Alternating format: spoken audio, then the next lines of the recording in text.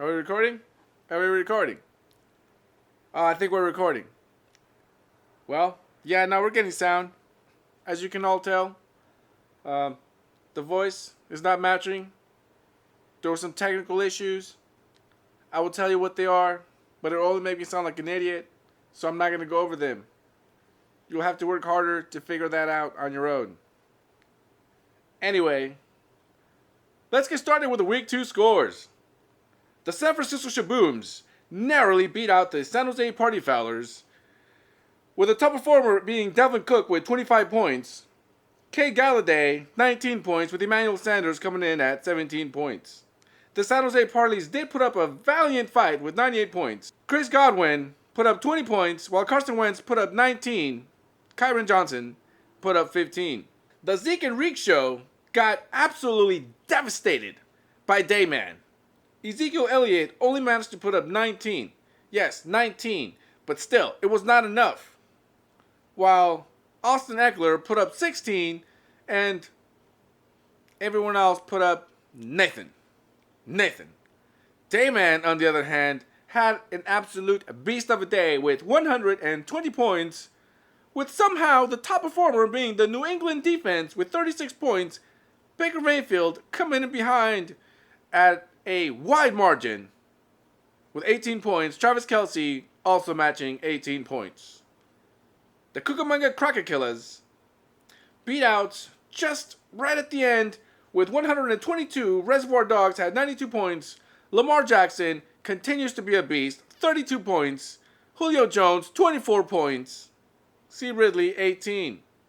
Reservoir Dogs, Tom Brady, 25. What can you say? Consistency.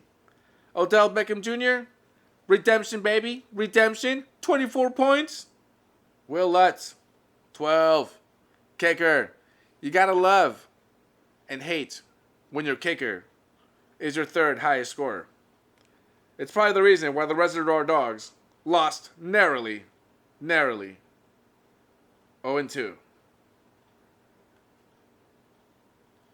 The Hayward Huff and Puffs are inexplicably 0-2. No one knows what the hell is going on in Hayward. However, Nick Chubb got 16 points and Cam Newton got 12. Wait, never mind. Cam Newton is what's wrong. Tyler Lockett got 8. The Flying Graysons are now 1-1 with 83 points on the week, with Matt Ryan coming through with 23, Saquon Barkley 19, while Brandon Cooks has 14, all even across the board. The Oakland Manifesto, you got your first win, baby. You got your first win. 110-93. The top performer for the Oakland Manifesto is Dak Prescott with 28 points. Raheem Mostert coming through in relief for 21, while the Stat King Trolls have Vance McDonald with 15 points, Jay Tucker with 14, and Deshaun Watson with 13. No one saw that coming. And those were the scores for Week 2. Now it's time for this week's Crumb Bums and Honey Bums. Now, we're going to start with Crumb Bums.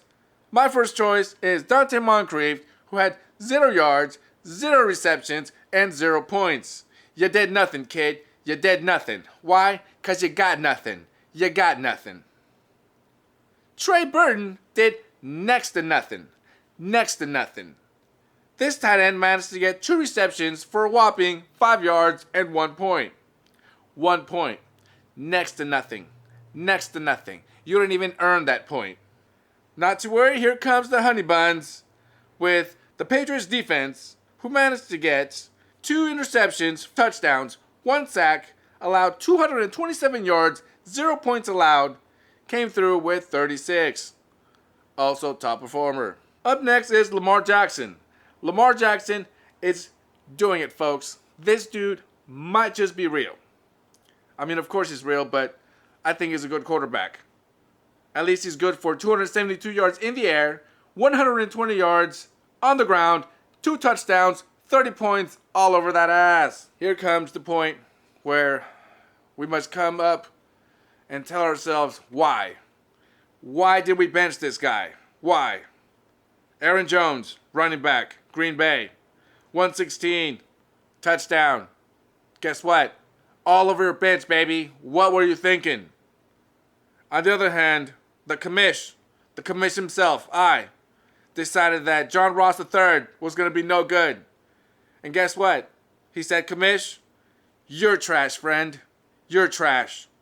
Instead, all I need is 4 receptions for 112 yards and a touchdown. All over that bench. Luckily, it wasn't needed this week. But who knows? Now, there comes a time where there's even a worse decision than putting a guy on your bench. It's to not pick a guy at all. Maybe you had a feeling. Maybe you thought, maybe he'll do something. But I don't know. It says he's going to get 2 points. Nah. I won't even get him at all. And then you get Jeff Wilson Jr. from San Francisco, running back.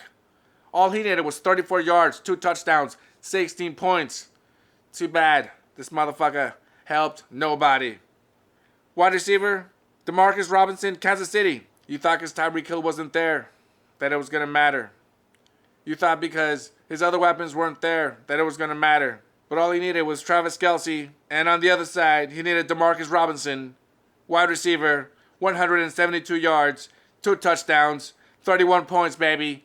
But that's what? That motherfucker helped nobody.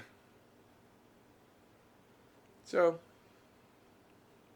right now we should probably talk about what the hell is going on with the Raiders. And the thing is, nobody knows. Nobody knows what the hell's going on with the Raiders.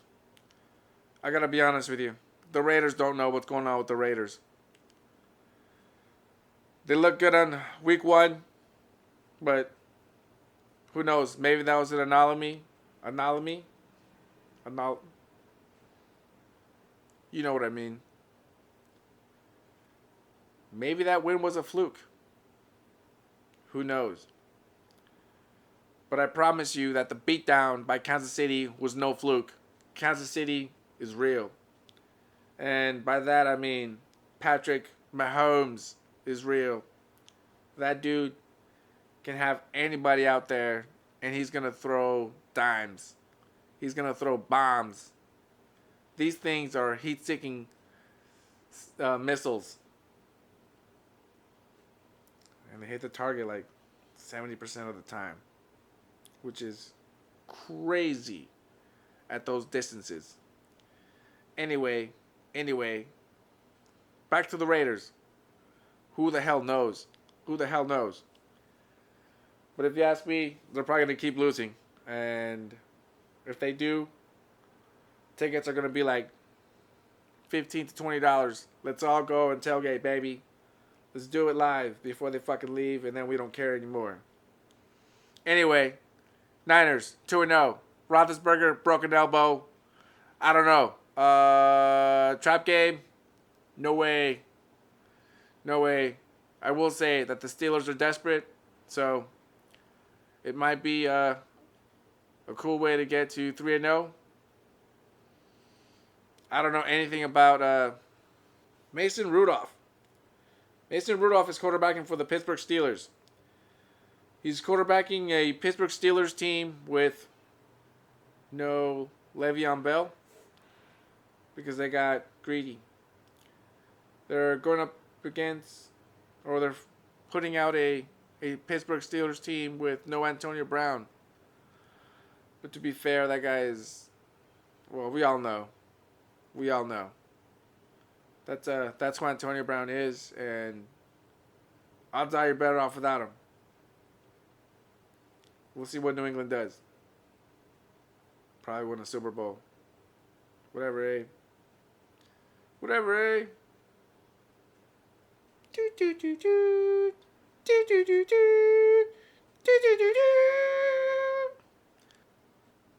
Now I understand that that's not the actual music from Thursday Night Football. But then again, I don't want to get a copyright strike, so, there you go.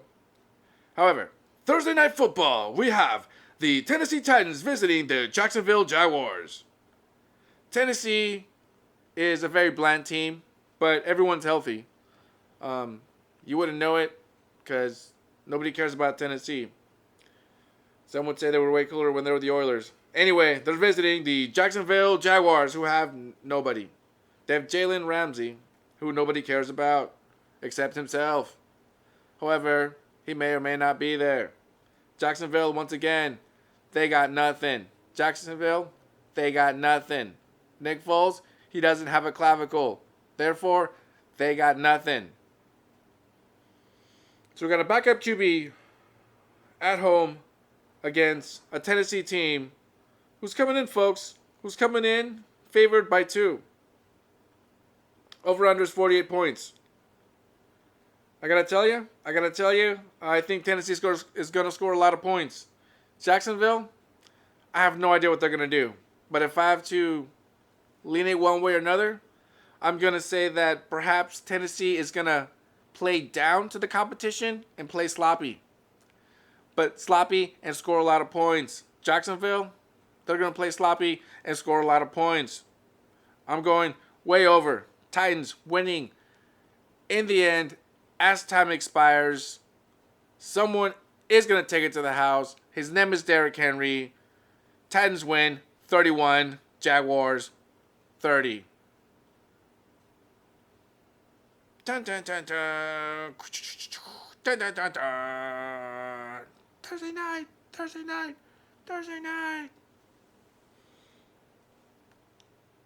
Anyway, that'll do it for week 2. Hopefully next time we can get some proper technical abilities and we get some good sound and audio, and then we can sync this bitch. That was the clapping sound to sync it. See you next week.